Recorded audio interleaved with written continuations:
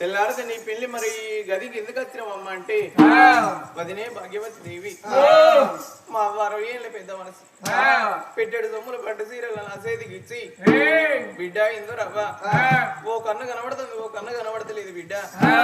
నీ వదిన సీత ముస్తాబాయి మరి నీ అన్నలో నీ వదిన పెళ్లి పూల దగ్గర తీసుకురమ్మన్నదే అమ్మా